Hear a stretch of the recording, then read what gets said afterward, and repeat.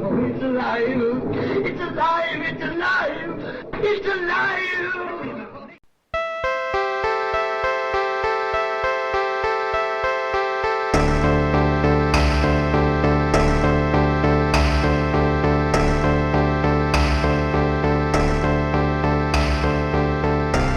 Hello, everybody, and welcome to Frankenstein's podcast, where it's all about the monster. We're a creature feature podcast about monsters and why we love them.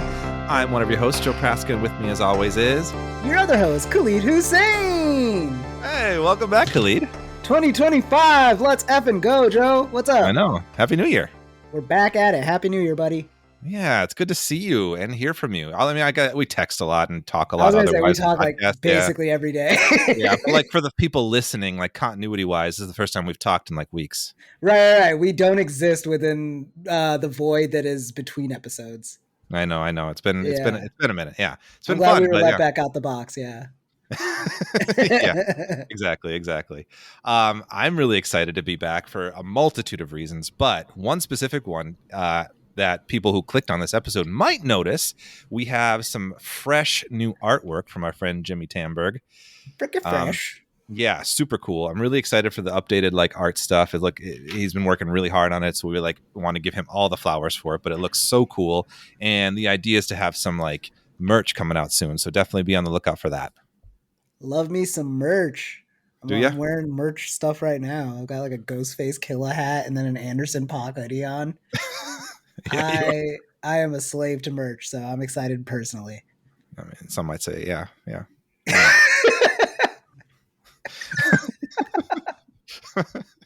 Anyway, that being said, also very excited because our first episode back in a while, we are going to actually finally talk about our namesake, the Frankenstein's monster. And we will get into it, but I'm really excited because we are coming back strong and we have a guest with us, Khalid. Yeah, we do. I am really excited to bring in Dawn Brodey, who is a writer, an actor, a comedian, and a fellow podcast host, and just an all-around fascinating person / historian, I might add. Welcome, Dawn. Oh my gosh, you guys, thanks so much. I feel like I'm in a clubhouse with you guys. I feel like we are holding hands. We are sitting around a fire. This is brilliant. Thanks for having me. Yes, we are metaphorically holding hands. Love all of that. Yeah, totally. Yeah. How are you doing, Dawn? I'm doing great, man. I specifically today, I don't want to steal Khalid's phrase, but it was Sunday Fun Day. For the family today, I have a 6-year-old daughter, and the husband and I both had the weekend off. It's a long weekend, and so we I don't want to jinx it, knock on wood. We just recently had the fires, and so we felt like, let's go out, let's see our city, let's throw our arms around, this town we love so much that is grieving. And so we went to Little Tokyo. I've never been. I've lived here for 10 years. I've never been to Little Tokyo, so we went there and bought the weird custard-filled fish ice cream, and it was amazing. Ooh. And now I'm sipping whiskey with you fine guys. Hell of a day. Sounds nice. Awesome. Whiskey. I love Little Tokyo. Yeah, it was cool, man. I think I've only ever taken Joe to K-Town, which didn't end well, but I threw up. Okay. Not for a fun reason. Not for I wasn't like having fun. I was like I think I ate like bad like not meat. For the record, it was a Korean barbecue place, so we don't blame the restaurant. He didn't. Yeah. He's the chef. Yeah. Could have been worse. You could have done karaoke. Just a little vomit. You can very true. Live with that. Karaoke never dies. That would have been rough.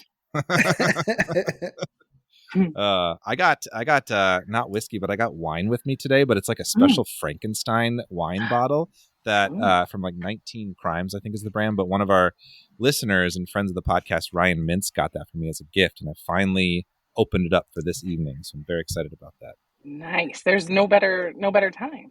Did he know that you were going to be tits deep in Frankenstein whilst drinking it? Yeah. My God. Yes. It was a Franken-filled Sunday for you, Joe. Sunday fun day, dare I say. One might say. So, Dawn, I know since you've listened to a few episodes, and I sent you these, but I do have new guest questions for every new guest on the podcast. Are you ready? Oh, yeah. Oh, I love it. Yes. Yes. So the first one This might be perhaps obvious. I don't know. But what is your favorite monster in all of pop culture? And if it isn't the same, what would you consider to be the scariest for you? Okay, that's good. Yes, probably will not be shocked to know my favorite monster easily is Frankenstein's monster, which I am one of those geeks who has to say Frankenstein's monster or the creature, but I don't judge. I will not correct you, nor will I think you're a boob if you call the creature Frankenstein. I know what you mean, but like I'm actually physically unable to do it. It's like when you see newscasters who like grew up in a Spanish-speaking country who speak like with a very like Midwest unaffected and then get to a Spanish word and you're like, oh, wow. You know, and I'm like, that's kind of me. I'm like, it is Frankenstein's monster every time. I can't say that it's because he's scary though. So that's a good part too. Like, who do I think is the scariest monster? I guess I would have to go kind of related. At least I've seen them sort of, you know, in art there together, which would be Jekyll and Hyde. Ooh, or good like choice. or which is sort of like a modern pop culture version would be like the Incredible Hulk, right? Yeah. And the reason why I think that's really scary is because of the factor that when he's the monster, he doesn't know it. Right? And I think it's sort of like the werewolf's tortured side too, which is like don't like being a monster, would stop it if they could, versus a vampire who's like, yes, let's fuck, you know? And excuse me, I'm using foul language on your fine You can. It's fine. Go ahead. We let them fly. Okay. So like I think that's scary for two reasons. It's scary as like a potential victim, that there's just this, you know, soulless creature that's after you that has no sense of right or wrong and has no humanity, and really scary as a concept of a creature one could become. So I feel like that one chills me the most. Yeah. What about you, Joe? Curious. Favorite monsters? Favorite and scariest. I gotta know. I feel like we have answered these before, but I always forget what I said. I also have forgotten. It's been a couple of years, to be fair. I know. And actually, like as this refresh, it's a good time. Give yourself a chance to evolve. Yeah, reinvent ourselves, Joe. New year, new us. Yeah. So go ahead, Khalid. You take this. You start. Okay. Favorite monster. I probably won't actually reinvent my answer. It's probably this is the Edgar bug. That's right. Yep. Men in Black. I love Vincent D'Onofrio's portrayal of like a bug crammed into a human body. We've gone through all the trivia and stuff about it, but like it's still just, even with everything I've seen since we watched it, like it's still such an impressive performance. And then scariest monster, honestly, it's got to be the Xenomorph at this point. Like after Xenomania and everything like that, like that is a fantastically terrifying monster of just like, even hurting it hurts you, you know? Like and then it's just like best case scenario, it kills you. Worst case scenario, it impregnates you. And it's just like every stage of it is horrifying. So I gotta go with Xenomorph.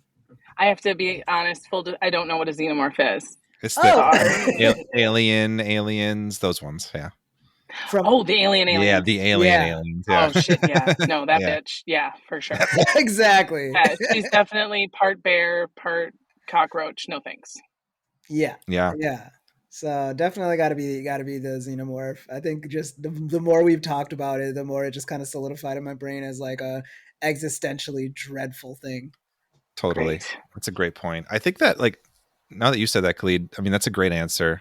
I remember when I answered this before, I think I said like one of my favorite monsters being like one of the more influential to like me as a monster fan was the Pumpkinhead from the Pumpkinhead movies. Lance Hendrickson. Yeah. All hail. He's great. But like mainly just because like I watched that so formatively, like for some reason, like I was like, oh, monsters can be like weird and different looking. And like I watched it like, and I was like, this is cool. I'm digging it. I wasn't really afraid of it, but I thought it was really cool. Another weird one that I've never really brought up on the podcast though, and I don't know if this is a monster, but there's this weird old poem from, I want to say Edward Lear, called The Scroobius Pip.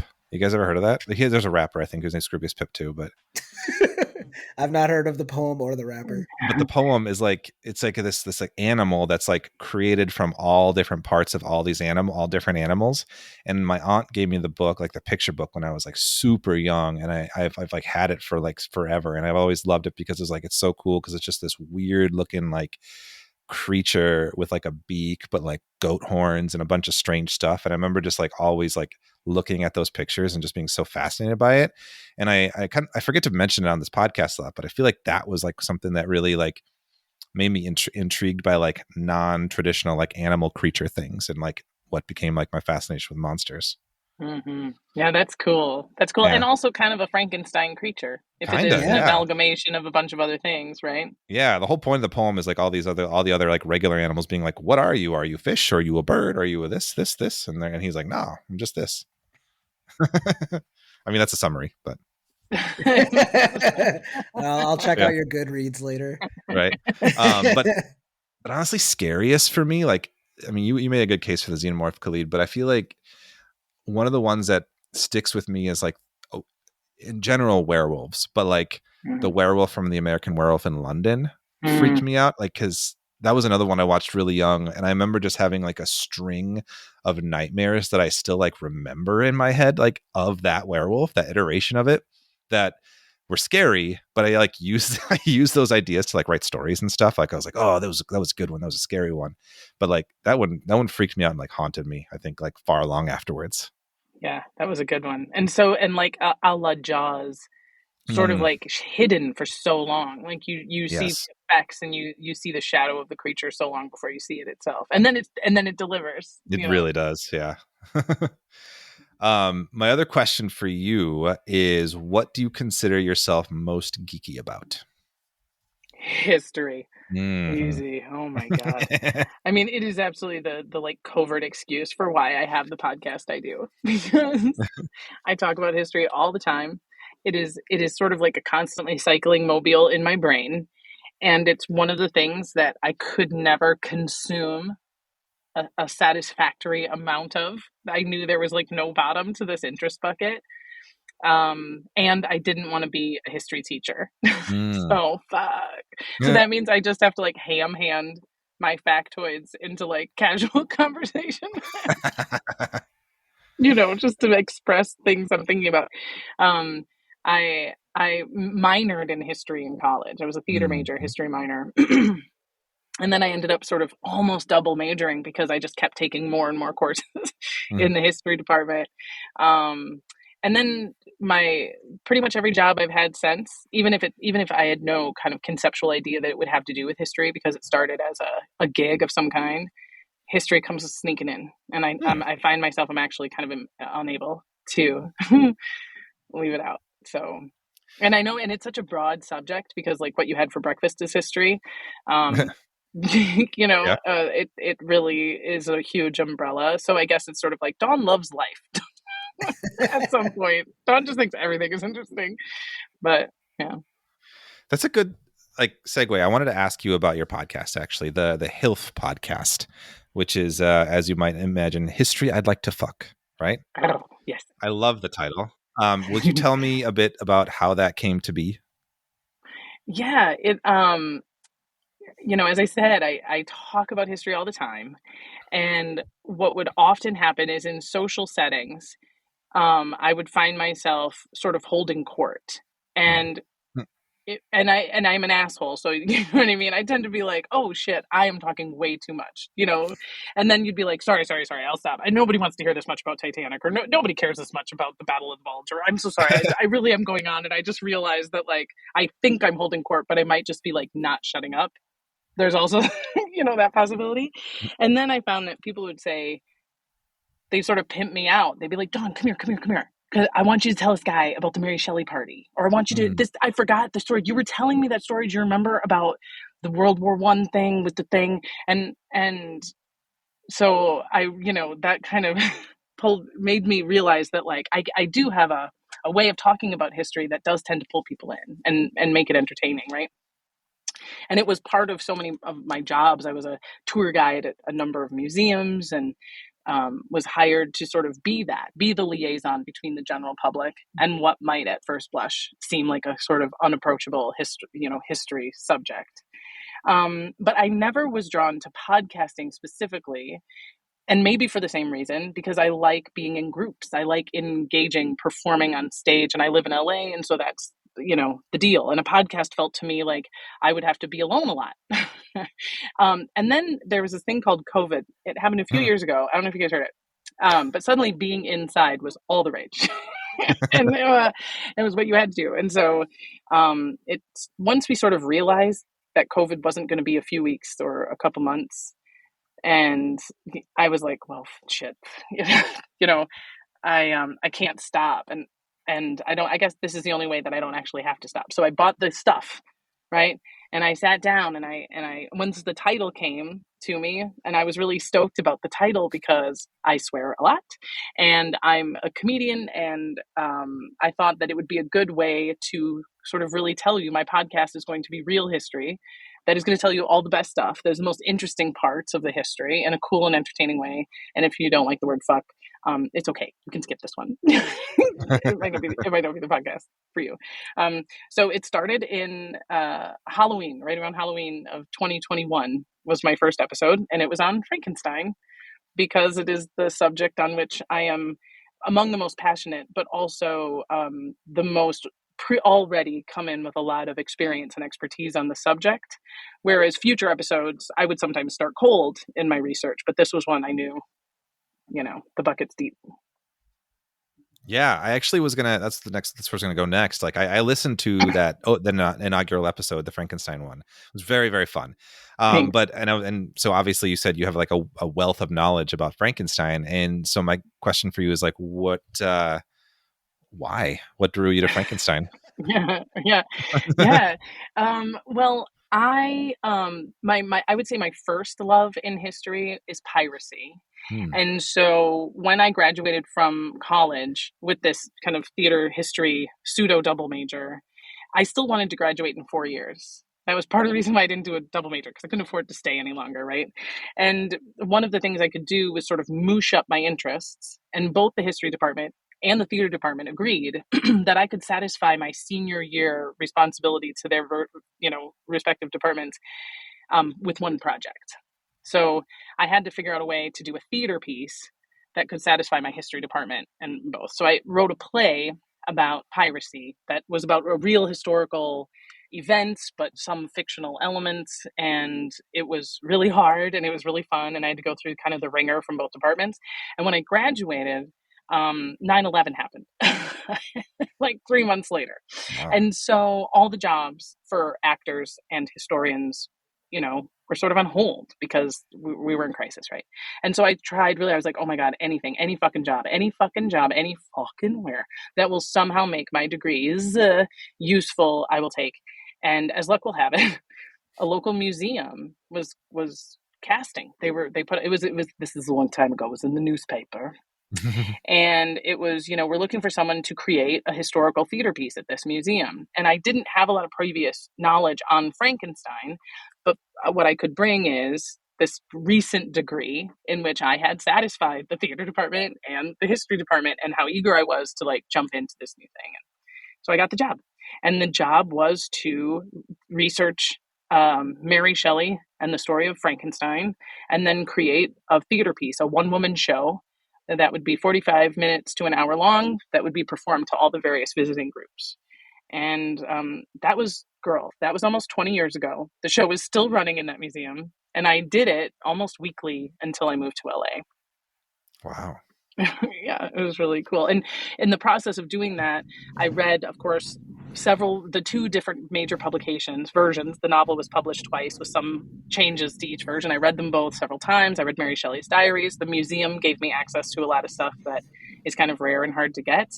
And then the next thing you know, I'm sort of a touchstone for people who are researching Frankenstein from a variety of places would come to me. And then I'd get even smarter because I'd get to know all of their shit, Yeah.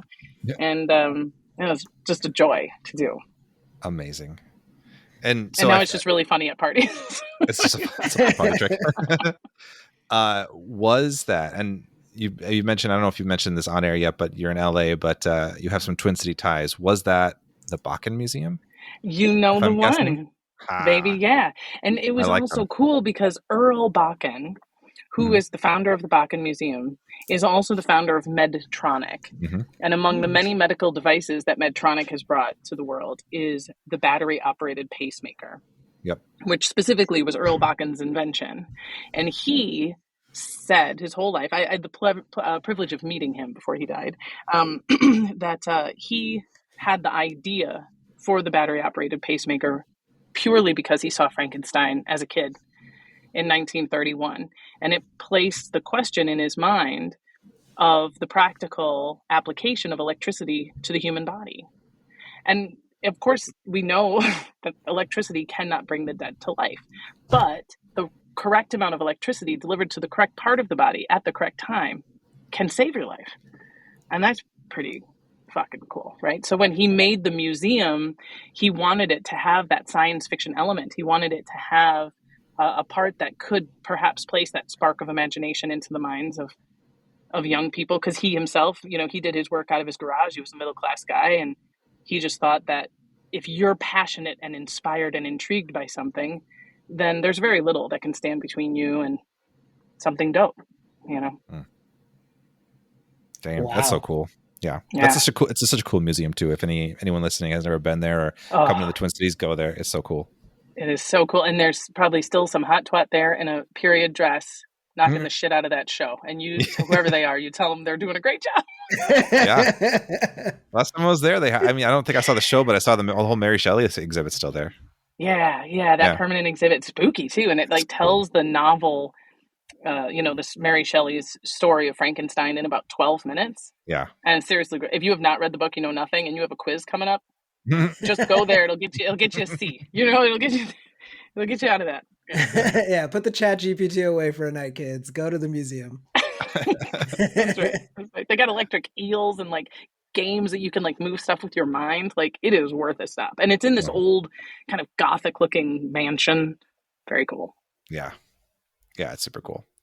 So I think it's pretty clear to listeners, we are talking about Frankenstein today. I think I mentioned it already. And so we're gonna start digging into it. We watched a couple movies for this, but I wanted to talk a little bit about just the history of it, since we've got you and the history expertise, the novel a little bit before we dig into the movies too.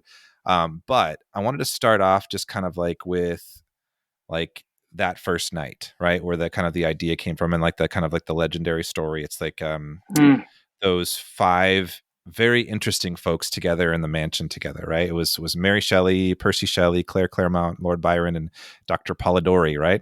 Yes, that's right. And they all had plenty of room because it was a huge ass castle. It was right on Lake Geneva. And I'm gonna be honest. Actually, my first exposure to the story of Mary Shelley coming up with this as a ghost story and those 5 together in one space came from the Doctor Who episode. Did you see that? Oh no. There's a Doctor Who episode. They go back to that night, and they're like, oh, this is the night that Frankenstein was created, and they are talking about ghost stories. So then I dug into it after that. So that's my first exposure to it. But if you, the historian of this, could kind of paint a picture of that story for us. Well, it's key to know several things about this night. The 5 people that are there are pretty dope, all of them, for various reasons. Lord Byron is kind of the Bono of the world. He is rich, he is sexy, he is single, and he is an eligible bachelor, right? If you want them, you come get it, he'll probably give it, right? Percy Shelley is also a pretty well-known poet, famous among broad circles, but super famous for hipsters. If you know Percy Shelley, right? Mary Wollstonecraft, she was not Mary Shelley yet. They did not marry until after this evening.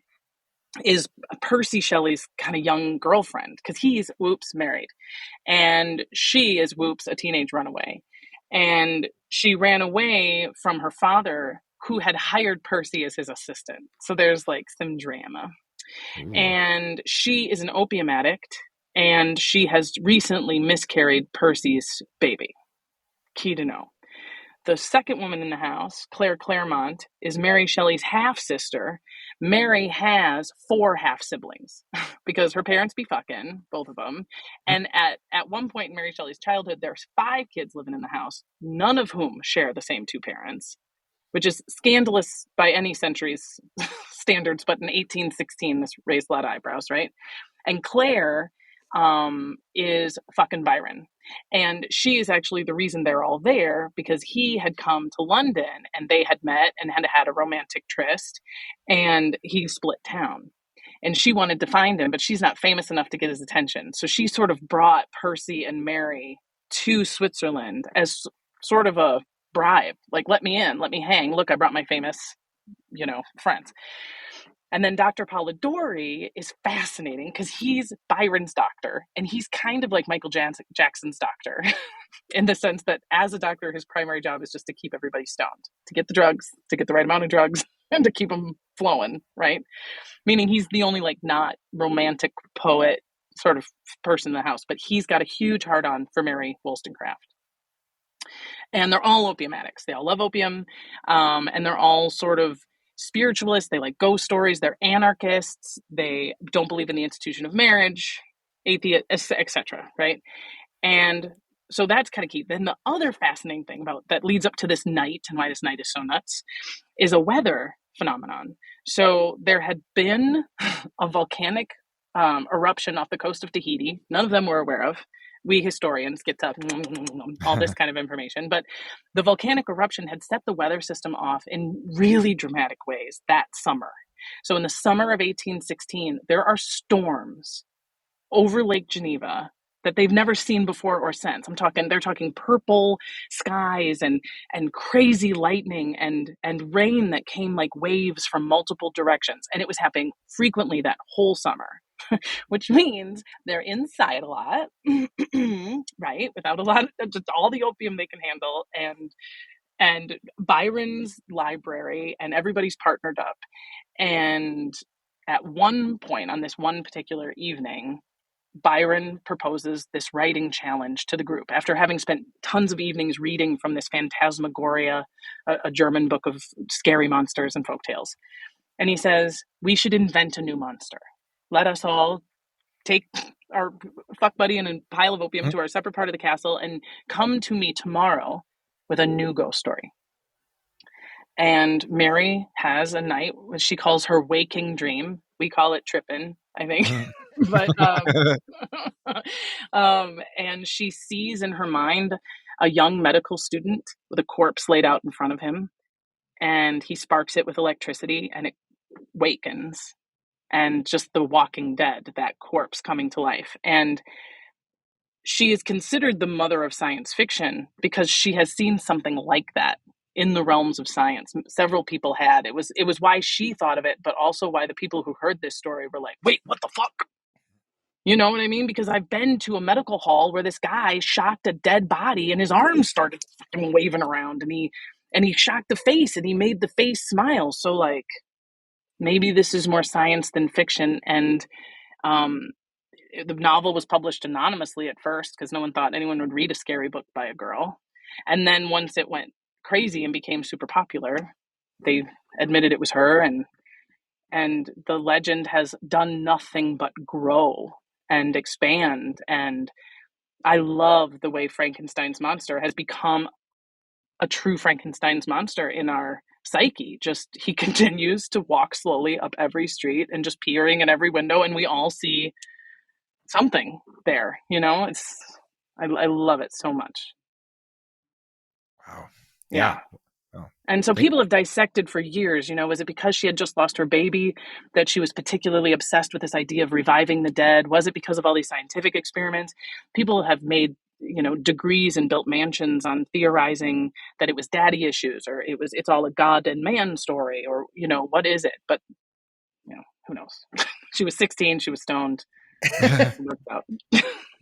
Yeah, she was 16. Opium. Yeah, everything else might have contributed, but I'm going to give it mostly to the opium. The opium, yeah. She was 16 when she wrote it. She was 18 when it was published. And it's wild. It's wild. Absolutely wild. It's crazy to think something like that, how it's just been so resonant, not even just decades, but centuries past its time, you know, like adaptations and updates and analyses, examination, all sorts of things. Like people are like, what are the themes of this? And we'll get into it, of course, but it's wild.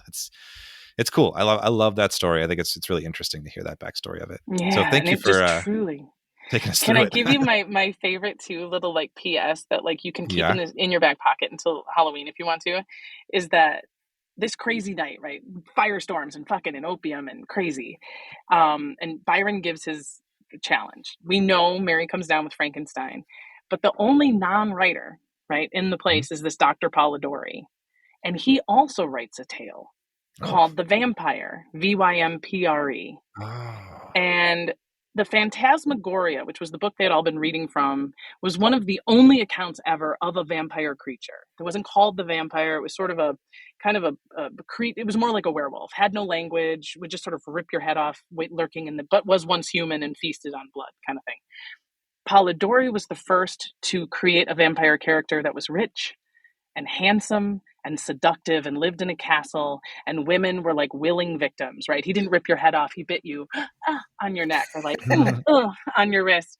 And later, when people were sort of piecing this together, they started to sort of say, oh my gosh, I think, and Bram Stoker puts this vampire in his bibliography. So we know it was a part of the inspiration. Right? People are like, Byron, oh my God, wrote the first vampire story. Or Percy Shelley, maybe he was the one who wrote it. And Polidori finally piped up and was like, sluts, it was me. And beyond just the fact that I wrote it, I based this character on Lord Byron because he has every sexually transmitted disease you've ever heard of. I know this, I'm his doctor. And I also know that he is seducing low-born women in every town he goes into, and he basically murders them when he brings them home. He's giving them a disease from which they cannot survive, and he is giving them diseases from which they will never have living children.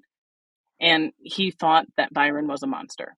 And that was like why he made that vampire creature like him. And what that means is one dark and stormy night, man, Frankenstein and Dracula were both born. I find that every time I hear or retell that story, I'm on my heels again because it's just so nuts. Immensely fascinating. Yeah. And two very like just great sources of inspiration, opium and hating rich dudes. Exactly. Right. Wow. You're a really good storyteller. I was like edging my seat about all of that. No. Thanks. It's my favorite story to tell. A good promo for your podcast, actually. Yeah. Oh, thanks. Yes. Yeah, I'm going to leave and go listen to your podcast. You guys got this, right? Yeah. Oh, no, stay. We need you, Khalid. I'll stay. Oh, wait. All right. So let's start digging into some like story stuff of it. So like adaptation wise, like I was trying to just make like a little list of like how many times this has been adapted into like movies, and I end up kind of giving up because there's so many. But like I kind of got a few highlights, and we're going to talk about a few, dig into it. But there's like I didn't realize until more recently that there was the 1910 silent film Frankenstein before the 1931 Universal movie, which is the famous one that everyone really recognizes and knows, and the flat top head and all that. But with the Universal film, there was like 7 other sequels featuring Frankenstein's monster, various versions of it. There was the 1950s began the Hammer horror versions, The Curse of Frankenstein, which had Peter Cushing and Christopher Lee, also had 7 sequels. Then of course, the 1994 one we're talked about, but there's some other ones like in the 70s, like Frankenstein Unbound I was reading about. Sounds wild. The mini series, BBC adaptations, stage productions, more modern retellings. There's I always forget the name of it, but the new one with Daniel Radcliffe was in it, I think. And there's like countless adaptations at this point. And then we have one to look forward to this year that Guillermo del Toro is making, which I am very excited to see. I feel like, especially after watching the 94 one again, I'm like, I want to see someone take this in an interesting way. But yeah, it's really cool. So, but we are actually specifically digging into 2 of these adaptations, and I wanted to pick those 2 because they're a little different.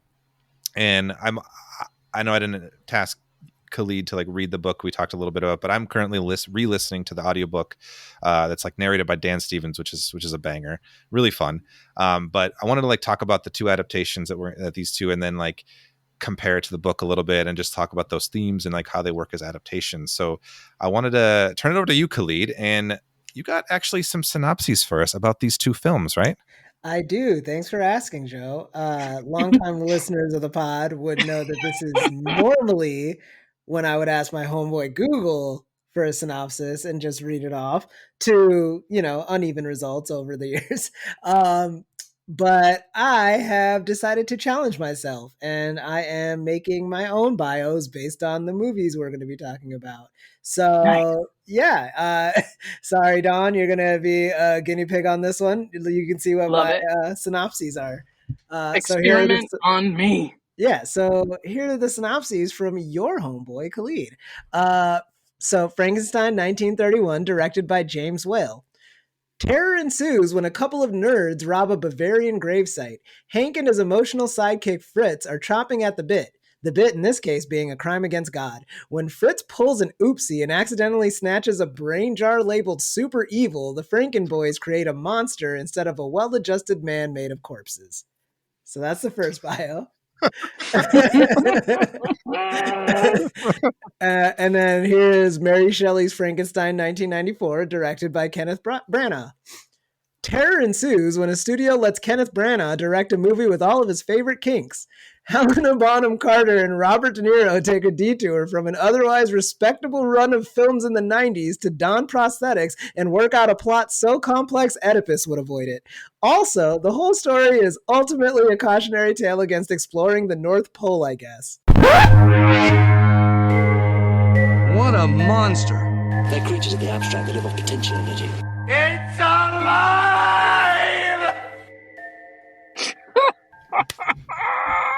Yes. Oh, Khalid. So good. So good. Yeah, I think this is a bit that's got to stay. Yeah, okay. Yeah, I like it. Thank you, guys. Yeah. And snaps, so many snaps. Let's start with the 31. Let's go chronological on this one, right? Yeah. What did we think? What do we think of that 31? What's your relationship, Don, with that Universal one? You're talking about the original, the 1931. Yeah. I love it. What I love about it, and I'm not a purist, so know that I love Frankenweenie. I love Young Frankenstein. Like, it's okay with me if the movie deviates from the book. I have an exception for the 94 one, which I will get to in timely way. But like, my issue is never like, it's not like the book, for the same reason that I don't generally do that with movies that are based on books, because we are going from a literary medium to a visual medium, and you just can't tell the story the same way. So I don't know why people are expecting them to. But what I thought the movie did really, really well was it scared the shit out of people. People ran blind, fucking vomiting, scared out of the theater, and that's key, because I think Frankenstein is first and foremost scary. And it's like the first half of the book. So if you like, The Bride of Frankenstein is the sequel movie, but it is the end of the book. Like, in the book, Victor Frankenstein creates a woman for the creature to fall in love with, and that whole thing. So I like that they just like went ahead and cut it off at a moment where I don't, there's some things that I just like personally don't like about the changes. Like, I think it's important that the creature in the book, the creature kills himself, which I think is like really important. And in the movie, he's killed because of fear and rage from the villagers, which is just like a very different moral, you know what I mean?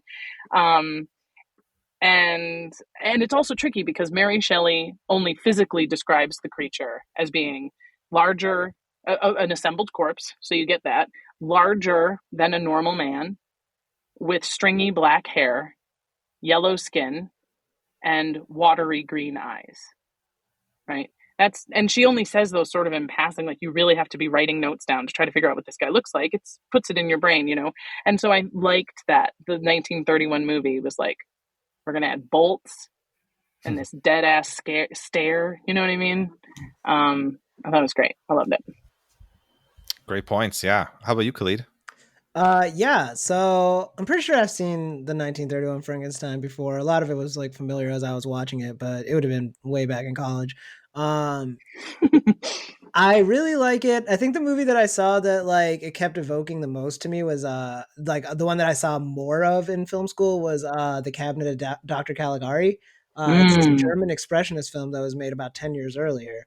Hmm. And I really like that. And I do think that like a lot of inspiration for the Frankenstein design came from that, with just like the gaunt eyes and like just the movement, the stiffness of it all. Obviously, all credit to Boris Karloff. Like that performance is Mm.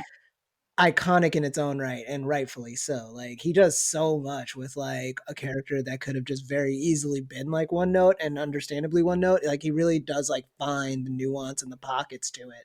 And so yeah, I mean, just speaking to like my experience watching the movie now, um I liked it. It breezes, it's 70 minutes, which like you don't really get like you don't even call movies if they're 70 minutes now.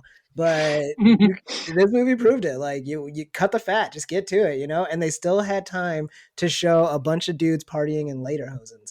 Like that didn't make Right. it to the cutting room floor. Like that's impressive.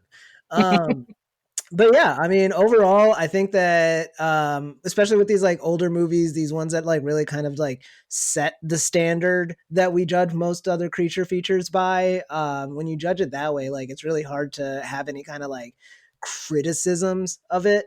It really is just kind of pioneering a lot of things that we would come to love. And for my money, what really draws me to Frankenstein as a creature, as opposed to like some of the other ones, is like he's like the like very emo monster of the bunch, where it's just like, I didn't ask to be created. Like I have complicated feelings about my dad. Like that's the kind of like gateway into monsters when you're a kid monster that you want. And like this movie really just like capitalizes on all that. So yeah, I dug it. What about you, Joe? Oh, same. I also dug it, of course. I mean, I wouldn't have agreed to name this podcast after him if I didn't. I hadn't watched this for a long time either. I remember I used to have, like when I was a kid, like a VHS copy of this that I bought somewhere. And I remember I feel like I watched it as a kid and I was probably bored with it. But watching it now, like very much so appreciating it. Like it's hard for me to build too much off of what you guys have said, because you guys covered a lot of the ground. But I just I loved it. It's interesting now, having like read the book and like watched different versions of it, to see some of those differences and to see some of the similarities to the story. Like it's actually like, I feel like there's this kind of pop culture idea that the 1931 film differs so much from the book, but I'm like, I actually feel like there are quite a few similarities, like in terms of like plot beats and just even the characters and various relationships that stuff happens.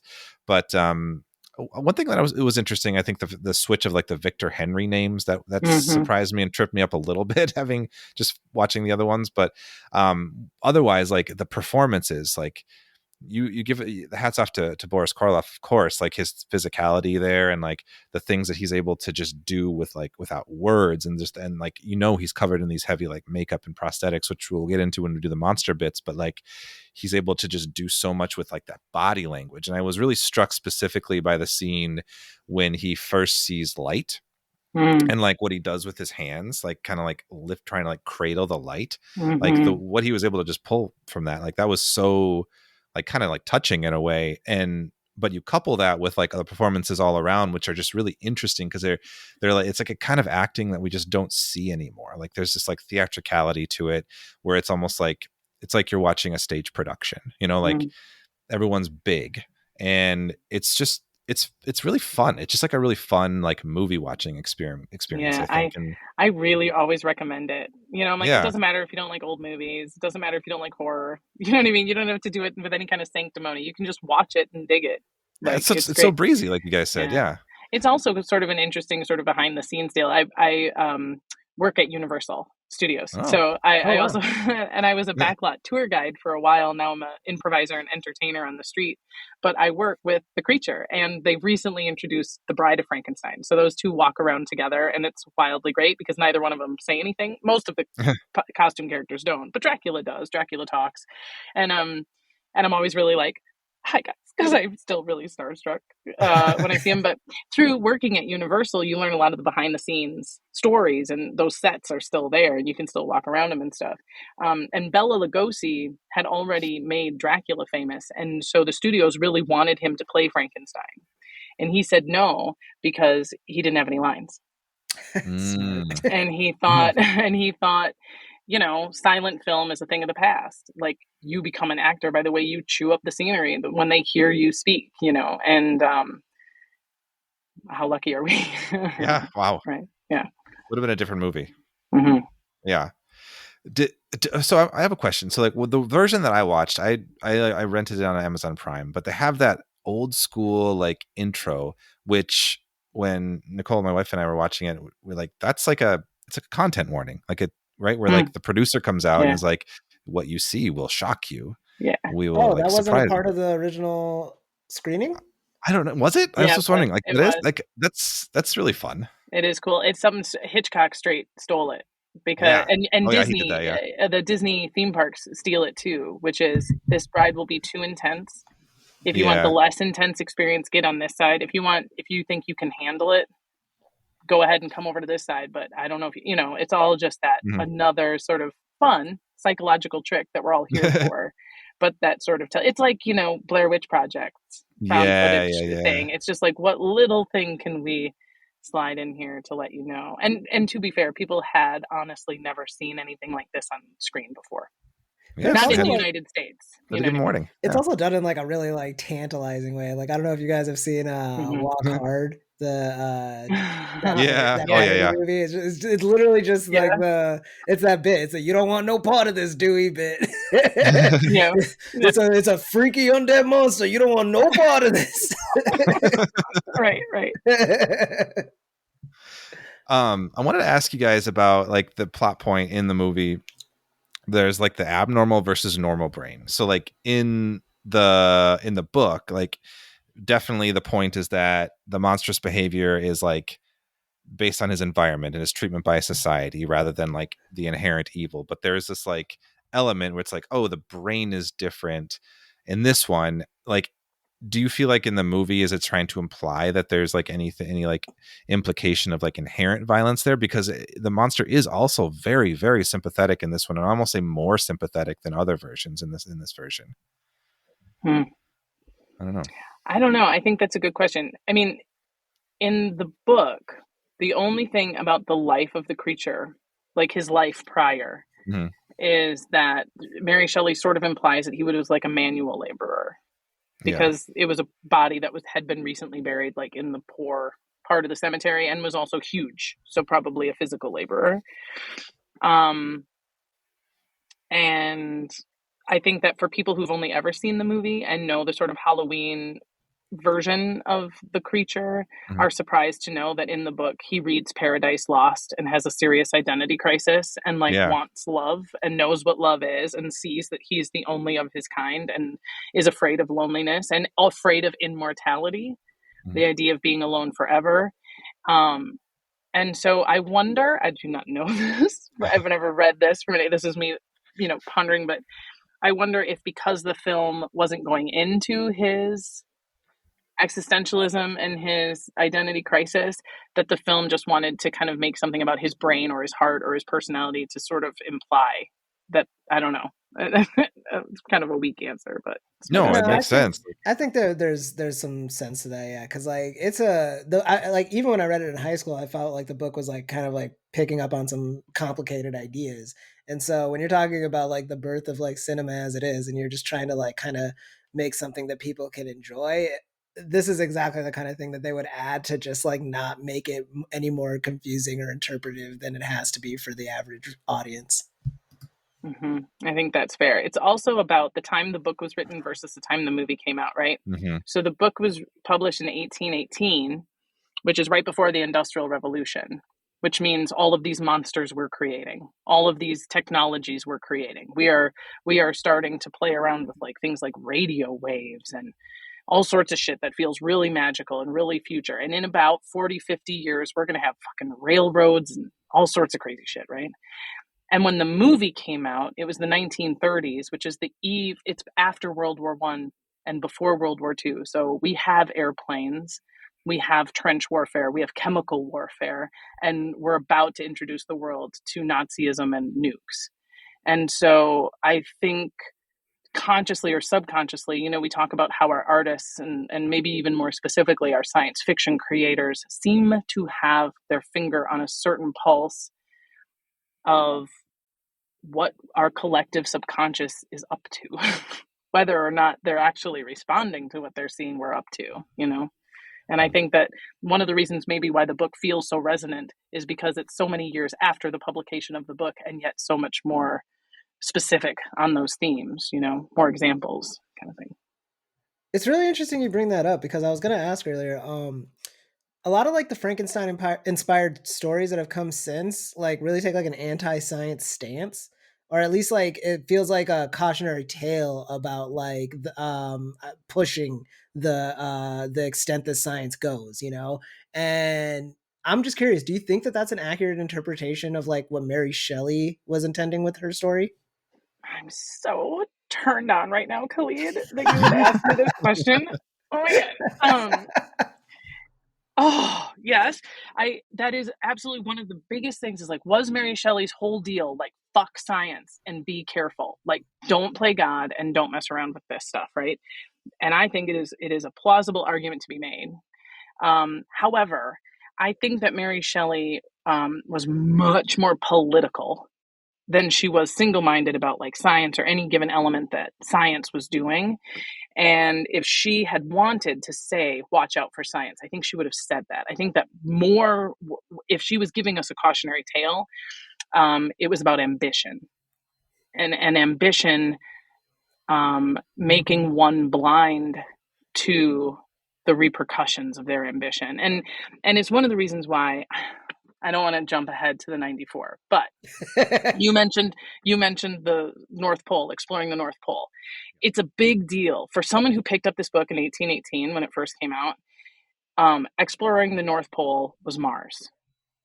No one had gotten that far. We were trying. We were actively trying. Bird was trying, and no one got to the North Pole for like another 100 fucking years, man. So like this whole deal with our main character trying to get to the North Pole, framing our story, is really important because it's making people, first of all, be like, yeah, no, wait, we are totally trying to get to the North Pole, so that they could sort of have that in their hand while they hear this story from another version of what happens if you're trying too hard to get to something that's too out of reach.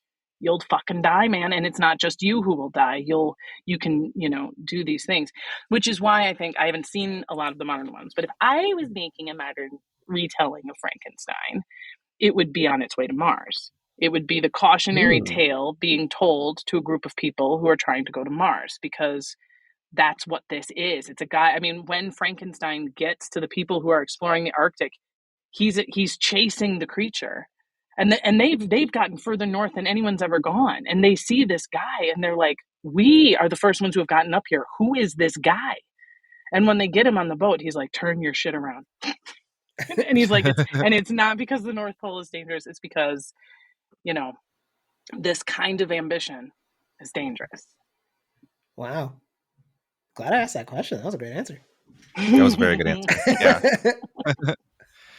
Yeah, I think to what you're saying, Don, I think that there's not necessarily like anti-science per se, but there's like this element of like personal like power grabs, like this, like the personal hubris of it, like, right, like where in the book, if I remember correctly, like when Frankenstein first gets to university, I feel like he has this like kind of like arrogant attitude about the sciences that are being practiced, is like, that's like just they're settling, right? And I can do better. I can do more than that, right? And I feel like that's sort of the mentality we get from like the ship captain, like I can do this, and other people are like, no. But like this, the only mentality that you're the only one who can do this. And I feel like we see time and again in our world, in a world now where people are like, I am the only one who can save you. I am the only one who can do this. Like that is not a good thing. Right. Not a good attitude to have. It's not great. And it's tough for Americans specifically in this modern century to hear that, because we love people who do it on their own and cut down the trees and say, fuck society, I got my own way. And we celebrate those individuals and they are our heroes. So we do tend to sit from high school on up and listen to some idiot be like, what if one of the themes is don't be a blowhard who tries to do everything? And then we're like, what? Right. You mean be a nerd? Why would we all want to be a bunch of loser nerds? You know, a bunch of quitters? Is that what you're saying? You know? Yeah. Real. Yeah. And I also think it's why, you know, I mean, when the creature kills himself at the end of the book, it's ambiguous as to whether he kills Victor Frankenstein or is just next to him while he dies. But Victor dies because he's pursuing the creature and trying to kill the creature, right? Mm-hmm. And after the creature sees Victor has died, he runs to the window to leave, and the sea captain comes in and sees the creature on the windowsill. And the creature says to him, I will now go consume myself in flame so that no one else will create a creature such as I have been. And that's period. Yeah. And then I think one of my favorite memes, though, is the high school student who wrote at the end, but if you want to call me Frankenstein, it's okay. And I'm like, okay. I love it. Shall we move on to the 94 version? Let's do it. We gotta. Khalid, I'm so glad you hated it. I'm so glad you hated it. I hate it so much. It was nuts. It was. I told Joe, I was like, how could something be like so just end to end unhinged, but also kind of boring? That shouldn't be possible. Right? I know. When you sent me your email about this, and you're like, I just want you to know in advance that I deeply hate this movie, and I was like, deeply hate. I wonder what that's about. And I think I even texted Khalid after I watched. It's like, I get it. You did. And I don't hate things. I'm not a hater. I love everything. Yeah. I mean, really, like, you will not hear Dawn Brodey say she hates much except for this fucking 1994 Kenneth Branagh piece of fuck that he had the audacity to call Mary Shelley's Frankenstein. Honestly, whatever like inflamed monologue you may or may not get from me in the couple minutes, you wouldn't have it if it weren't for the fact that he called his piece of shit movie Mary Shelley's Frankenstein. So what is wrong with you? What is wrong with you? And then he starts it on a sea with a ship captain going to the North Pole. And I have 3 to 8 minutes of thinking this movie is Mary Shelley's Frankenstein. And then I slowly coil into a tighter and tighter little fetal position, just screaming, no, Kenneth, no. And I hate it. No, Kenneth. Deeply. Yeah. So little background here. I got this was produced by Francis Ford Coppola. He decided not to direct it, but it's kind of meant as a companion's piece to his Dracula adaptation, it seems like. So Kenneth Branagh then comes on to direct. Yeah, I don't know. It's hard to like say, like I if you've listened to any episodes, you know that I'm the type of person who wants to always say positive things about things, right? Like I try my best, but there is so many things about this one that I was just questioning. Like I feel like it hits a lot of the beats of the book. Like they're like, it's like there, but then like, it's just so, this like for frenetic pacing to it that like, I can't quite reconcile. He loves to spin the camera around a lot. That was like a little stressful for me. And then like, but like everything was so intense, like reading the book, like, I mean, like people are sitting having like long philosophical conversations, but in this one, like every conversation feels like they're yelling at each other and like, we got to get to the next part really fast. Like, it's really like, even the ship captain is like way more like aggravated and like aggressive in this, like, and like in the first one, he's just like, oh, hey, you know, in the book, it's like, you know, tell me your story. And he's like, I will kill you, you know, like it's intense. And I feel like it just takes so much, there's so much like subtlety that's lost and like text that's made, you know, subtext that's made text. And like, that was just kind of like from my one viewing that I took from it. And he just took like the gothic horror element and was like, I want to make it like so horrific too. Like there's like some like, it's, you know, like lots of like unnecessary kind of like dour stuff, you know, like the intense hanging of Justine. Oh Christ. Was like unnecessarily mean. I'm like, why Justine?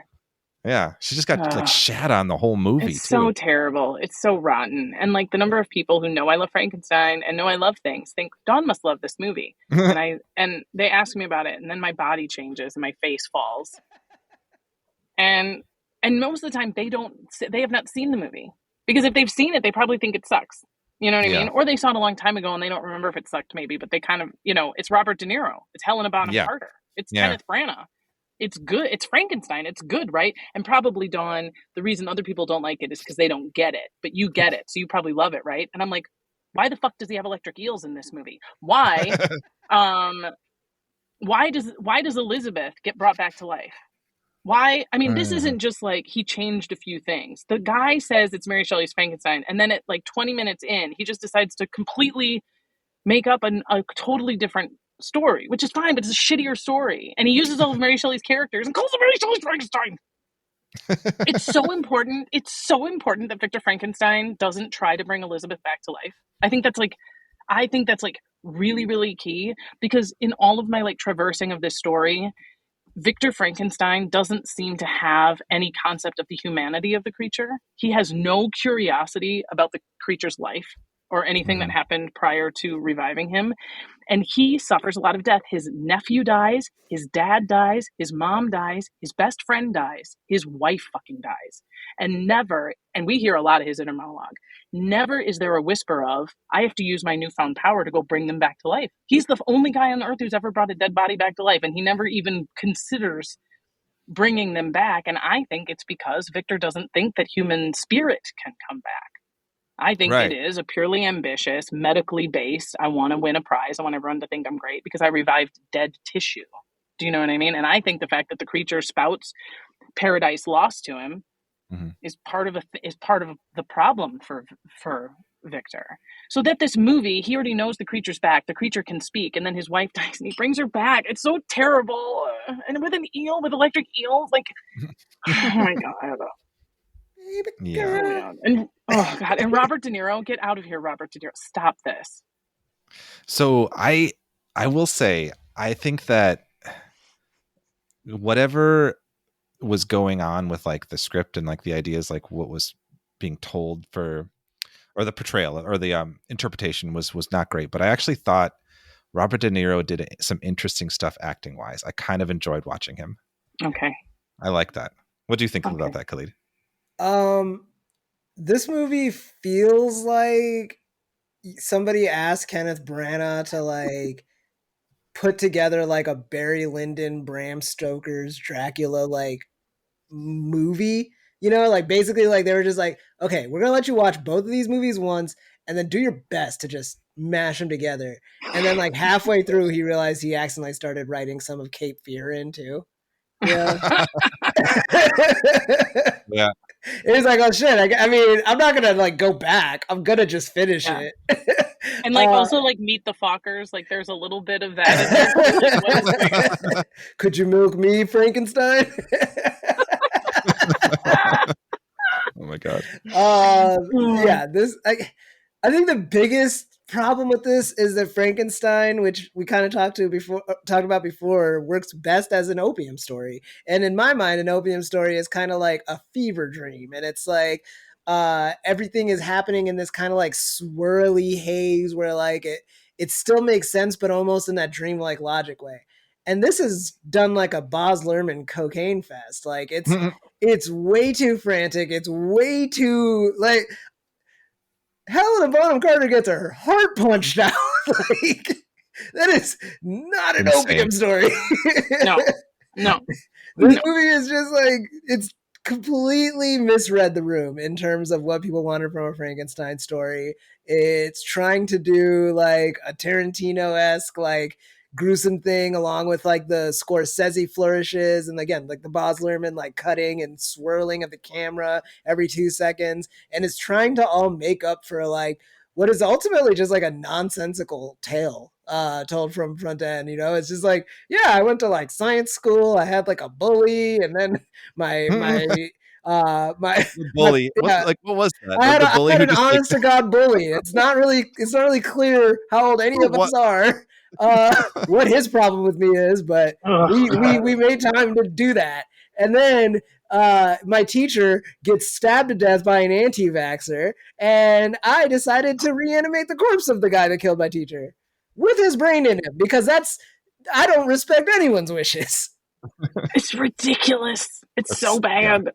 What's up with why does he have to keep doing the science? He just does science shirtless so much too, you know, when he's running through his space, right? Just like no shirt. And then they have the little the trying to stand up and wrestle in the amniotic fluid sequence. That went on so long. So long. So we were trying to figure, was it meant to be funny or no? I don't think any of it's meant to be funny. It was very weird. And was it meant to be erotic? Yes, I think because that did not come through. My thought is it was trying to be. I think that somebody had read a very loose summary of that night in Lord Byron's castle, and we're trying to sort of incorporate some of the sexy romanticism of the novel being written, and maybe some of if you're taking this in your English class and they're talking about themes, man against nature is a huge part of that. That Mary Shelley and her peers were really into stories about the way you think and feel in a natural landscape versus a city, and what the nature does for you, and how nature's movements are the same as the movements of man. I mean, it's why so many of Victor's big revelations happen on hikes. He goes out into the mountains or whatever. And Percy Shelley, and it's kind of interesting. I know you said you're listening to the audiobook, Joe, but I don't know if you're listening to the 1818 or the 1833 version, but they are at times dramatically different, because after the book was published, Percy Shelley, Mary Shelley's husband, drowns in a lake while having one of these romantic sort of things where he took a bunch of opium, went out in the lake during a thunder lightning storm, kind of like Captain Dan, right? And is like, I am man against nature, and he fucking drowned. Wow. And she had always said that some of her characteristics of Victor Frankenstein were based on Percy. And so the idea is that when she republished the novel, some of her revisions make Victor Frankenstein less of an asshole, and sort of pad his motivations as being less self-serving and a little bit more, I want to bring this to the world. And his love is not his first cousin. It's his adopted cousin. She makes a few. I was gonna say, didn't they change the cousin terminology there too? Yeah, because she was his first cousin, and then the second one, it's all political. She was an adoptee from some war-torn country. The one that I was reading, she was adopted from a country. That's the one. Okay, so you're listening to the 1833 republication, which is the better one. Yeah, but Kenneth Branagh takes it and makes it way weirder, and they just say sister so much. They keep calling each other brother and sister. At the point. They make you confront that, and I'm just for what? To what end? Why? And they live in the same house. She is raised in his house. That is true. His parents technically adopted Elizabeth. So it's not even she got there when she was 18. So it's maybe there's a gray area. It's 100% black and white. This is wrong, dude. Yeah, totally. You both call the same dude dad. Yeah. This is gonna make inheritance kind of weird. Yeah, man. Bilbo Baggins is your dad. Both of your dads. Calm down. That is true. Yeah, that's right. It was Ian Holm. That was. Yeah, we got to give a shout out to Ian Holm. He does a lot with a little. He did fine. He was fine. He did fine. I thought the eels did a good job. That's the nicest thing you can say about the eels were very convincing. They were just as confused about their inclusion, but they went for it. We don't know. We were big fans of De Niro. We'll do whatever. I mean, I feel like we're just glad to be here. I mean, and Mary Shelley is very ambiguous about what is the spark of life. So the 1931 movie really did establish that it's lightning. And Victor Frankenstein talks about, the importance of lightning and stuff, but she never says what Victor does, how he harnesses the electricity. Yeah. The experiments that she was seeing would have used kind of early rudimentary batteries, like voltaic piles that could sort of introduce a contained electric charge to one muscle, kind of one at a time. And I don't know to what extent she doesn't describe a voltaic pile, and she doesn't describe lightning. All she says about the process of bringing the dead to life is Victor says, The candle had nearly burnt out when I saw by the glimmer of the half-extinguished light the mass underneath the blanket. I introduced the spark of life, and I saw the creature move. So it was for the filmmakers to interpret what is the spark of life. And lightning is very cool and dramatic. Eels, in and of themselves, are fine. But it's such a specific choice. Who's for the somebody eel to- guy? Does he just have like a rotation of them? Is it the same eels at the end with Helena Bonham Carter? Because that feels like that's like who's watching the eels in between? Did he What was ship the the eels? Come on. Was there a PETA? Where's PETA in this Yeah. whole thing? Poor Yeah. guys. Yeah, that was wild. Somebody think of the eels. They got a good job in The Princess Bride a few years later. Oh yeah. That's good. They were just glad to be working again. Exactly. Got to get those union hours. Good for the eels. So interesting to read a little bit about this movie and how like both the people. So there was an original script that was sold that was rewritten. So Kenneth Branagh brought on Frank Darabont to do a second draft of the screenplay, but Kenneth Branagh insisted on adding elements, quote, that had as many explicitly sexual birth images to go along with it.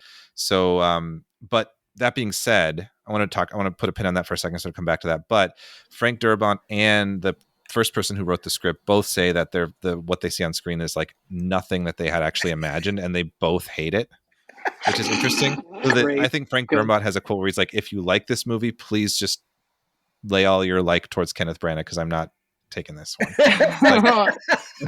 Good. That's a gentle way of putting it. Which is very funny.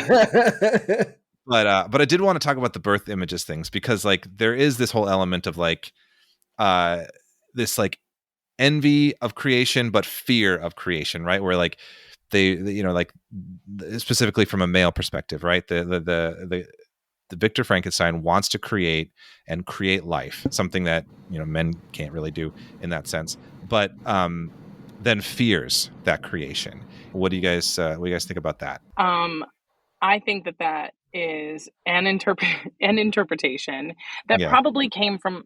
I don't want to. It feels to me like a college freshman who read a description of the book and a description of Mary Shelley's life experience, and then threw it all down and decided to run with that because Mary Shelley's experience of losing children. She was pregnant 5 times and only one child lived past the age of 3. Her sister, not Claire, but she had another half sister who kills herself while Mary Shelley's writing the book and says in a letter, "I'm doing it because of you, Mary. Like the way you and Percy have treated me is part of the reason why I'm killing myself." Jeez. So I think it's reasonable to think that in the course of creating this story, the author herself was wrestling with how can she create life and does she actually spread death? Because Percy's wife also commits suicide while pregnant during the course of their lives together. So Mary, so I think that if Kenneth Branagh was with us, bless his heart, he would probably, he'd probably be like, no, it's a very educated thing, because babies and life, and then he'd be talking like this, right? Like having children, whatever. that having babies, that is part of the Frankenstein story, right? Yeah. And so I would say, okay, thank you for saying that, and then I wouldn't want to say anymore because I wouldn't want to hurt his feelings. But I think it's just, I think that in the course of the novel, if you're going to call your movie Mary Shelley's Frankenstein, that the novel itself, the character of Frankenstein, is driven almost exclusively by personal ego and ambition to just prove people wrong. He never in the novel says, I want to revive people from the dead. It's not about giving life. Really, you know what I mean? It's not about saving people's lives. It's not, I will be such a force for good in the future. It's not even really, I want to be rich. It's not even really, I want to be famous. It was, I want to prove these fucks wrong. Like everyone I've ever said, I think that electricity can do this. I have this idea of reviving dead tissue, which is the elixir of life, this immortality serum, the thing that sort of witches and wizards and scientists have been chasing since the dawn of time. I want to be the one who does it, period. Right. When the creature first stirs, he is disgusted and he runs away in fear.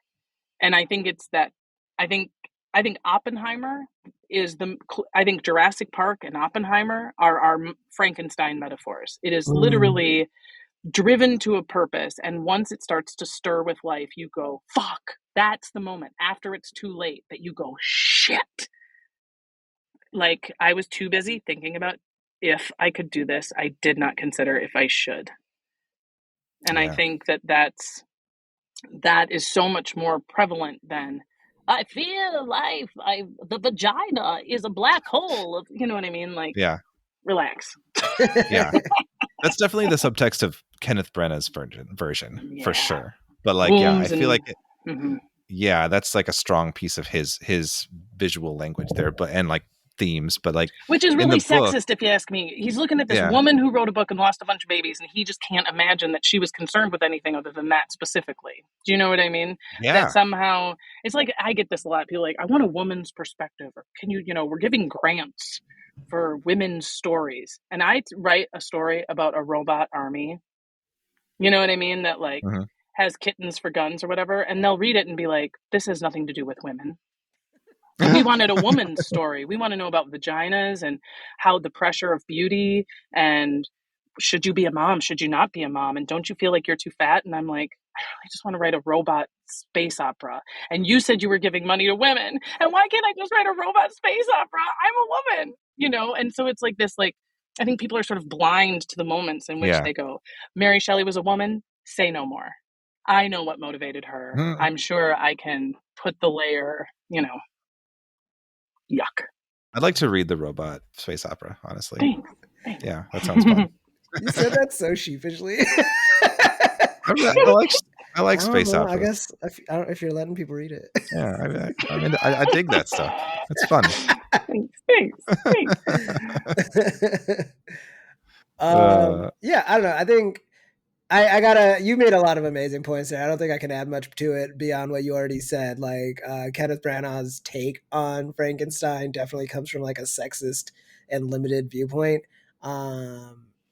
And I think it's just kind of boring with this whole idea of like, oh yeah, like I'm a mad scientist who must want to play God versus just like I know more people that are just like, oh yeah, I want to do this weird thing just to see if I could do it more so. And it has nothing to do with like this like self-aggrandizing in a way that just, I don't know, it really makes you more of a caricature than a person to me when you start giving them these like highfalutin designs, because it's like there's so many things that you have to do in pursuit of this thing, and so like the less I can relate to or understand where you're coming from, like the more it feels convoluted, which is like the biggest problem with this movie is like it just bends over backwards like so many times to try to make anything make sense, and it's like you're trying too hard to tell a story that was already told.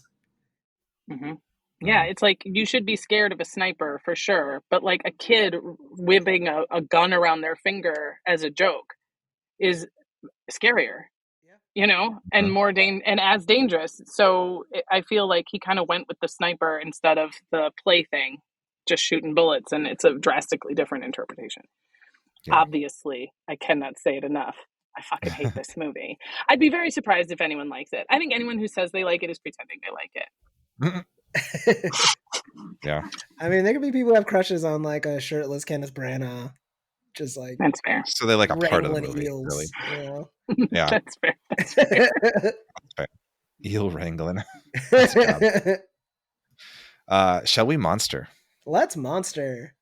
So I got like a lot of stuff about the 1931 movie and like slightly less about the 94. It's weird. It's like I couldn't find as much like visual effects, creature effects stuff about the newer one, but the 31 has a lot of fascinating like VFX like history like attached to it. So like Jack Pierce was a prominent makeup artist at the time, and he was the one who was brought on by James Whale, the director, to kind of create the makeup for the Frankenstein's monster. They wanted the design not to overshadow Karloff's natural features, and because they wanted that element of humanity to sort of still be there. But anyway, there's kind of like debates over who really came up with the idea of the flat head.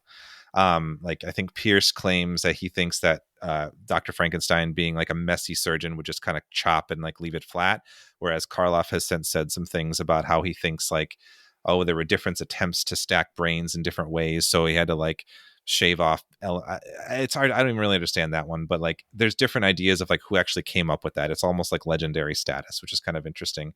But that being said, the ridge and the square head were built up by using spirit gum, sticking on a layer of cotton, and painting on a coat of collodion, which is a liquid plastic that contains high and strong smelling amounts of ether and alcohol. This was repeated until the eyebrow ridge and the flat head reached the final shape. So that would have been interesting, right? Yeah. Oh, Yeah. Good thing everybody was also smoking plenty of cigarettes at the time, I'm sure, in the same room. So it's probably a real nice concoction. Yeah. Karloff says, and this is a quote from him that he's talked about the makeup process. He says, quote, "I spent 3.5 hours in the makeup chair getting ready for the day's work. The makeup itself was quite painful, particularly the putty on my eyes. There were days when I thought I would never be able to hold out until the end of the day." So it sounds pleasant. Yeah. He also says that the process was so painstaking that he would sometimes try to sleep with the makeup on so they wouldn't have to do as much the next day. And they would just touch it up. Oh, that can't be good for you. No, and yeah, like I apparently the bolts that they kind of glued onto the side like left some permanent scars on his neck moving forward. It's just a different world of VFX work back then. I read that the first Tin Man in The Wizard of Oz had to drop out because of he was sick from the paint. Lead line paint. Jesus, yeah. The other really fascinating piece about the visual effects in this movie are the lightning effects, because now we don't think about it as much because you could just add that in like digitally, but like there's a guy by the name of Kenneth Strickfaden, if I'm saying it correctly. He designed the electrical effects that were used in the creation scene, and they were so like successful, his way of doing it, that they became like a technique that was used further on. But he ended up using like a real Tesla coil that was built by Nikola Tesla himself on the set to like create some of those effects. So that's pretty cool, I thought. I love that. Yeah. But yeah, so that's some of the monster effects for the 31 edition that I got. For the 94, all I know that the makeup and creature effects for that one were done by Daniel Parker, who actually was nominated for Academy Award for the work on this. That's stupid. Yeah. De Niro. It looked cool. I don't remember thinking De Niro looked bad. No, there was money that was put into this movie. Like it looked good in that sense. Yeah. But he did wear a bodysuit with stitching, and this is probably the most interesting thing about this movie that I found: the scene with the amniotic fluid. So that the fluid was actually like heated up gelatin. And when Robert De Niro and Kenneth Branagh had to roll around a ton of this gelatin and then KY jelly also, they actually, when they kept falling, the prosthetic was splitting open, and they didn't have the money or the time to like fix the prosthetic at that time. And so basically Kenneth Branagh had to like hold it in place with his hand over De Niro's like otherwise like naked butt, basically, to keep it together. And there's a quote from Kenneth Branagh where he says, quote, "I think that made De Niro rather nervous. We didn't know each other that well yet. It was a slightly bizarre thing," which I think is fair to say. That's great. Yeah. I'm going to start now when I get into a conversation with someone about this movie and I get the impression that they really like it and I don't want to tell them everything I've already told you. I will just say, you know what I learned?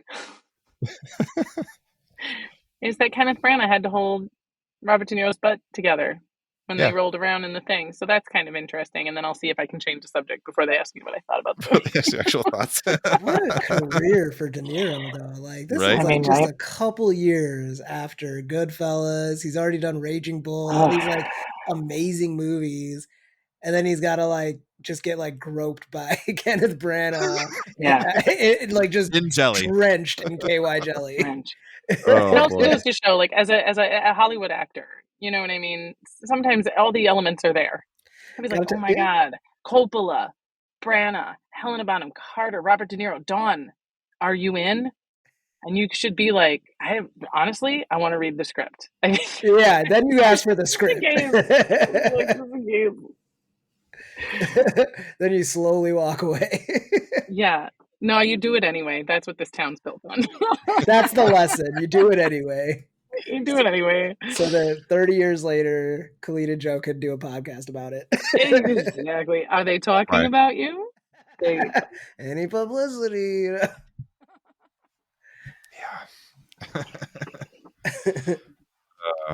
Yeah. Good stuff. Good stuff. Do you guys have any final thoughts about either of those two movies or anything else before we move on to the wrap up of this podcast, sadly? I could stay all night. I'm sure you. I have one last question for you, Dawn. If a zombie bit Frankenstein, would it do anything? Shit. Fuck. No. No? I don't think so. I don't think so. I think that if you're acting on the principle that zombieism is revived dead tissue, I think that the creature's inoculated against zombies. He might be the last one standing. In fact, I have another fan fiction pitch for you guys, because so you know how I said that Mary Shelley nor Victor Frankenstein consider the life the creature had prior to death, right? Mm-hmm. And we know that he falls in love. He wants to have love. He reads Paradise Lost. He has jealousy and revenge. And the last thing he says is, I'm going to go kill myself, right? My story begins with the creature not able to kill himself. So it becomes sort of a Frankenstein Hamlet mashup. Ooh. Because we know that the creature explores the pole. Like the reason why he's all out there on the ice floes is because he's being pulled around by sled dogs. So in my story, he goes out to his sled dogs and he can't kill himself because he loves his dogs. Oh. And he has to, and he can't. He actually loves life, and he actually has the divine spark is in him. And I want to see the creature living with his dogs out there in the North Pole making miracles. That's my... And if the zombie apocalypse happens and then the zombies get up into the North Pole, what a second season. Am I right? Ooh. Pitch approved. I don't know what approval powers I have, but approved. Okay, great. Yeah. I'll send you guys, I'll send you the bill. I'm so... Yeah, we'll discuss that on the podcast too. Yeah, we will. Okay. Love it. It's going to be good. Khalid and Dawn, actually, I have a question for both of you. Yeah. Perhaps both of you. So why was Dr. Frankenstein so buff? Couldn't leave this in 2024, could you, Joe? No, stick with us. Okay, why was Frankenstein, or Dr. Frankenstein? Why was Dr. Frankenstein so buff? Yeah, why was he so buff? The trick to this, Dawn, is that it's dumber than you think, whatever the answer is. So, or circle back to more intelligent. Okay. I just got something about electrolytes, but that can't be right. Nope. I don't know. Do you want to take a guess, Dawn? Oh, Frankenstein so buff. Medical equipment is heavy, girl. You got to carry up. He's always got to work out of the way and up a bunch of flights of stairs. Buddy's got to haul his shit. Never miss leg day. I think that's why. Because he's a bodybuilder. Oh. That's a better. I'm ashamed of myself. That's pretty good, Joe. That's really. Thank you. I'm ashamed of myself. I'm a little ashamed of you too, but I'm mostly ashamed. I feel really proud of this. That's usually how these go. We all feel a little bad about it. It's like being in a Kenneth Branagh movie. Yeah. Yes. All right. It's like being in a Kenneth Branagh movie. Jesus. I'm glad to be here. I'm really glad to be here. What's your new insult? No one's like excited about it. Oh my God. All right. Well, that was good. Okay. So we have one final segment of the podcast that we always do before we close it out. It's called our What the Fandom segment, in which we share a couple things that we're into at the moment, or just updates that we want to share with our loyal fans. We'll call them that. Friendensteins. Oh, Friendenstein. Frankenstein. I love it. Friendensteins. Never gonna let that one go. Nope. But anyway, we always let our guests go last on this one, and we'll begin. Khalid, what the fandom with you? It's been like over a month since we last did this. So what have you been into? Thanks for asking, Joe. I'll keep it simple with just one recommendation this week. My what the fandom for this episode is going to be another movie where the star of it wrote and directed it. It's called A Real Pain, written and directed and starring Jesse Eisenberg and also starring Kieran Culkin. It came out in 2024. It's doing the awards circuit right now. I think it was a bit of a festival darling. I finally got to check it out on Hulu, where you can watch it as well. It's a really just sweet, like kind of small stakes story about these two cousins whose grandmother died, and her dying wish was that like they would go to Poland where she survived the Holocaust and just kind of like learn about their past, and then they also use it as a way to reconnect. There's a lot of like layers to it. The cast is mostly comprised of the tour group that they go with, which is super interesting. And the movie it's really ambitious in that it takes on like the idea of like generational trauma, and then also this idea of like what we owe to our ancestors, like especially like in terms of like their legacy, you know, like you have somebody that survived something that horrific, and then like 2 generations later, it's like you have a stoner living in your mom's basement. Like, is that honoring it? Do you owe anything? Or are you like, when do you get to live your life? All these like just really like great like questions to noodle on, and like all good movies, it doesn't give you a clear answer as to like what you should or shouldn't be doing. It just really explores these questions, and it's just an intimate and very well done film. Eisenberg is a really good director. I don't know that this is his like debut outing or anything, but I highly recommend it for anybody that's just looking for something that's a little bit more lower tempo. Definitely not Frankenstein 94 levels of energy. Like this is a nice cool Sunday evening joint. Like it is very coasting. So yeah, check it out. A Real Pain, now on Hulu. It's a good time. And Joe, what's the fandom with you? Thanks for asking, Khalid.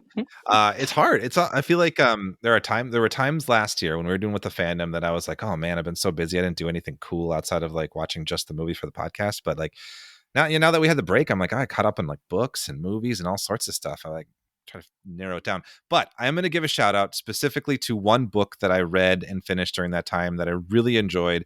It's called Yumi and the Nightmare Painter, which was a novel by Brandon Sanderson, kind of a big name in the fantasy world right now. Or for a while now. He finished the Wheel of Time books after Robert Jordan died as well. But this was he did this like thing where he did these like 4 secret novels that he raised some money on Kickstarter for, to try to avoid like the whole like publisher grind and get out of that world for a little bit. But this one was a gift that Nicole got for me. I think Christmas, maybe a year or 2 ago. I finally got around to reading it, and I absolutely adored it. It was very cool. It's kind of got a romance element, but it has just this really unique, like fantastical world where it's kind of almost urban setting where sentient nightmares surround a city, and they sometimes will come into the city, and the only way to defeat them are basically these like painters. They're painters, and they paint a picture with intent, and they basically turn the nightmare into whatever they paint, and just like take the bite out of it, the teeth out of it essentially, and send it back to where it's from. And that's how they defend the city. And it's the way it's described is super interesting, because it's like kind of a thankless job. They talk about them like they're just like teachers, where you're all like, oh, do a good job, but we don't really like value them necessarily, even though they're like keeping our society together kind of thing. So like the complex that the character has because of that, like this like underappreciated, but also like he has this sort of self-importance too. And it's very fascinating. But then there's another whole other added wrinkle to it, where it's like a body swap comedy, where he finds himself like switching bodies with this girl in a seemingly another planet who has the power to like raise spirits by stacking rocks. And all of that sounds super random and weird, but it all just comes together in such a fascinating and satisfying way. And I was just like, oh my God, like I read mostly before bed, and I usually get like a chapter or 2, but this was like the first book in a while that I've been like, okay, I really need to put it down, and then I like don't put it down. Like it's just written in such a breezy, really cool, and really fun way. So I really enjoyed it. I like Brandon Sanderson's other work, but this was just like a really fun, like unique, breezy read. Like I said, I had a blast with it. So I highly recommend that one. And the other thing I just kind of wanted to shout out was a fascinating story that I came across on Science Friday on NPR. It was talking about mirror life. Did you guys hear about this at all? Mm-mm. So the reason I'm talking about it is I also write science articles for Twin Cities Geek, a local website here in the Twin Cities, and I'm interviewing one of the scientists who is working on this concept, this mirror life concept. And the idea is that like organisms in biology are all handed. They're like right-handed or left-handed, and scientists are looking at the idea if you can create if a E. coli virus, for example, is right-handed, could you create a left-handed version, and what would that look like? And there's other applications and experiments, but essentially a ton of scientists just signed a big letter and published like a 500-page thing about saying we need to not do this research because if we do it, it's going to be really bad for the world and for biology. And that was what the story was about. And that's the kind of the interview that I recently did with one of the scientists who was at the U of M here, who added her name to the letter. So I think that's I wanted to shout that one out, even though I haven't finished the article yet, because I feel like it's fitting with the Frankenstein themes of like pushing forward with something, even though like, okay, that maybe not be a good idea scientifically, but we're at the point where people are saying, wait a second, we have time to stop and we should maybe do that. So that's so good. Yeah. Oh, that's cool stuff. I have to mention the mirror. I have not heard about the present scientific applications of that, but in there's some theories about like the narcissist myth, and that when it comes to science and when it comes to physics and when it comes to real applications, that the myth of Narcissus is the guy who, you know, looked at his own reflection, fell in love with his reflection, and drowns, right? But that this concept is that Narcissus didn't fall in love with his reflection, it was his opposite. And so it's sort of the Matrix story of like an Alice in Wonderland, that through your reflection is another dimension, not simply a dimension of yourself. And there have always been sort of cautionary tales scientifically and psychologically and in physics about the dangers of interpreting your reflection as yourself instead of your opposite. And I find that fucking fascinating, man. Yeah. That is really cool. Wow. Galaxy brain. I love it. Whoa, right? And you know, it's sort of it feels like it hangs onto them coattails, because I'm currently working on my next episode of my HILF podcast. And so I've been deeply entrenched in the research of Jack Parsons and the founding of the Jet Propulsion Laboratory in Pasadena. I did an episode a few episodes back on Aleister Crowley, who is the famed occultist, and one of his disciples is Jack Parsons.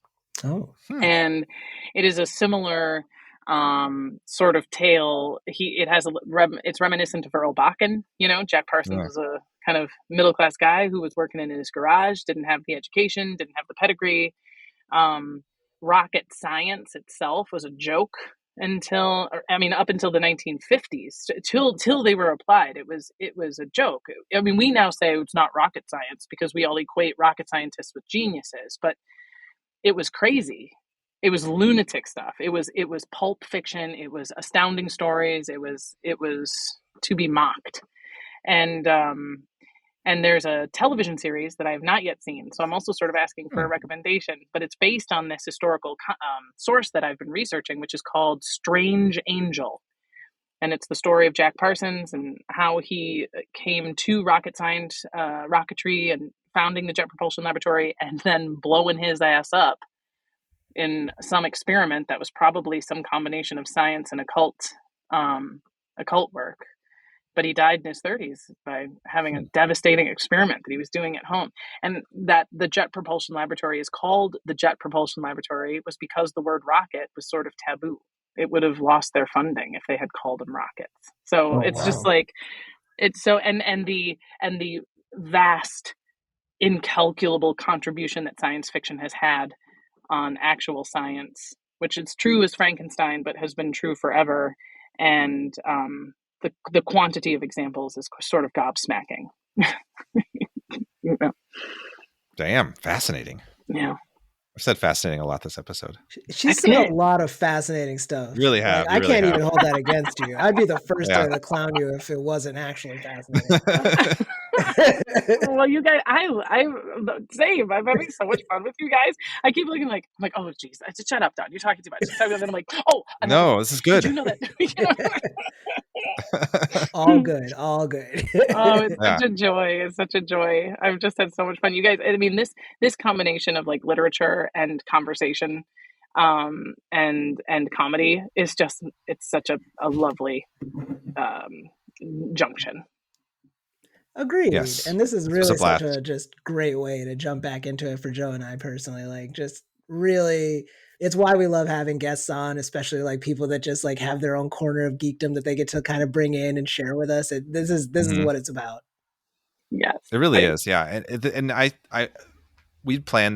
planned for this episode to be the one we come back to, like kind of an exciting, like, let's finally do Frankenstein. And I spent so much time like trying to figure out like what kind of a guest we want to get for this. And when I found your podcast, I was like, this is it. Yes. I was so happy. And so I'm so glad that you decided to be part of this and that you agreed to come on. So thank you so much. Oh, well, thank you. Hats off to Mary Shelley. She's done it again. Yes. She's generated another great creature right here, man. I appreciate it. And keep her name out of your mouth, Kenneth Branagh. That's right. I'll slap it out. That's right. Do you have anything you want to like plug or that you have coming up that you want to shout out, or places people can find you? Oh, that's so nice. I want to say thanks again, you guys. I've had so much fun. The Hilf podcast is going strong. Congratulations to you guys crossing that 100 episode threshold. My next episode coming out is number 75. Nice, getting there. So we're stoked about that. And then if you're in and around LA, I do a couple of like regular live shows that are really fun. I did Hilf Live for the first time in December, which is very fun at my favorite comedy club in Burbank. It's called Flappers Comedy Club in Burbank, where it's a little more interactive, a little more comedy, but just as much history and drinking. And it's a lot of fun. It's part trivia, it's part storytelling, it's part game show. And then I do a monthly show in a trailer park in Van Nuys called the Trailer Trash Talent Review, where we do, everything from weird animal tricks to music and comedy. And then the stand-up comedy in and around LA. So if you check out donbrodey.com, and my last name is Brodey, or any of, Instagram, all the places you can find me, you will see links to all of that stuff. And hit me up. Tell me you heard me on this podcast and I'll talk your ear off. Yes. We'll put all those links in our show notes too. That'll be and that'll be all there. So like, yeah, I'm very excited. Anytime you want to come back, if you ever think another monster you want to chat about, let us know. Oh, thanks. And same with both of you. I can have you both on. We can do a 3-way and have you on Hilf. We'll do a little like 3-way Hilf thing. Or you can both, if you're like, no, Joe wants you all to himself. He wants you to fuck the Battle of the Bulge, and Khalid is like, give me some Joan of Arc or whatever. We can. But come, let's us. Talk Wow. some history. Yeah. I'm pretty particular about who I fuck history with, Joe. No offense. True. Yeah, keep it clean. Right? No, I really appreciate the invite. I'd love to come on. That sounds awesome. Yeah, for sure. Stay in touch. Yeah. Before we close out, just wanted to give a shout out to our Patreon. We do have a Patreon, everybody. We release Frankenbits every now and then. If you want to become a member, we got the $1, $3, and $7 memberships. We also have our couple producers that I want to give a shout out to: Luke Johnson, Andy Groth, Jake Cole, and Joe Michaud, who are at the $7 producer level. So they are our Patreon producers. Thank you to all 4 of them. Thank you. And if you want to join in, feel free to. Whatever you can to support, anything helps. We are just a small labor of love podcast. We do not have ads, actually, so that's helpful for us. Love it. Yeah. Anyway. Yeah, and just one last bit of housekeeping for me. As you all know, I live in Los Angeles, Southern California. Our guest is from LA as well. And we just recently suffered some really nasty wildfires that took out Pasadena, parts of Malibu, Altadena, just really devastating. A lot of people have lost their homes. We're still trying to make sense of like what the next steps are as a city, but it's been really heartwarming seeing like how quickly everybody came together and like just like this really strong sense of like community that's come out of it. So I just wanted to use the platform to shout out the World Central Kitchen. They do meal distribution sites all over the world, actually, and just like any place where you need meals, they try to set something up. So they have set up a few different distribution sites for the California fire victims. So whatever you can do to support them, I know that that would be greatly appreciated. And then beyond that, we will be linking to a Google Sheet put together by the Mutual Aid Los Angeles Network. It's a bunch of fire and windstorm relief resources. So they've got a lot of different things, and it's an ever-growing and evolving list, obviously, as needs change over time. So definitely a good resource to check if you're looking for ways to continue helping victims of this horrible event. Thank you, Khalid. Yeah. Those will all be linked in our notes. Yeah.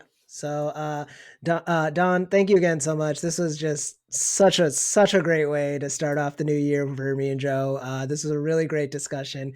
Glad that you helped us pop our Frankenstein cherry. Long time coming, but it was worth the wait. Glad to. I'm honored and grateful. Thank you, guys. Thank you so much. And thank you all at home for listening. Until next time, creep it easy.